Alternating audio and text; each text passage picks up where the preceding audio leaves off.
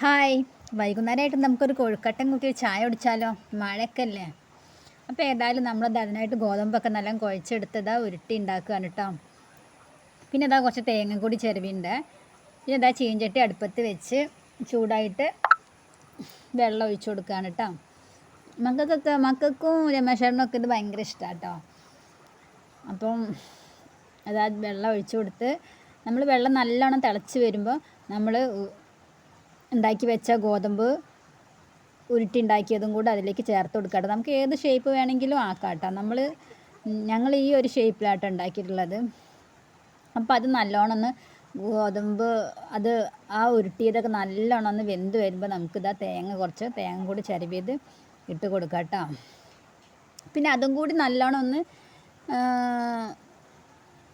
അത് തേങ്ങയൊക്കെ അതിൽ കൂടെ യോജിച്ച് നല്ലോണം ഒരു പരുവായിട്ട് വരുമ്പോൾ നമുക്ക് എത്രയാണോ മധുരം ആവശ്യം അതിനനുസരിച്ചുള്ള പഞ്ചസാരയും കൂടി ചേർത്ത് കൊടുക്കാം കേട്ടോ.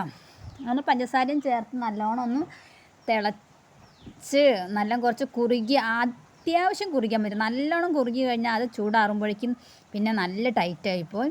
അത്യാവശ്യം കുറച്ച് വെള്ളത്തോട് കൂടി തന്നെ കുറുകി വരുമ്പോൾ നമുക്കത് വാങ്ങി വെക്കാം കേട്ടോ. പിന്നെ തണുക്കുമ്പോഴേക്കും ഒന്നും കൂടി ടൈറ്റാവും.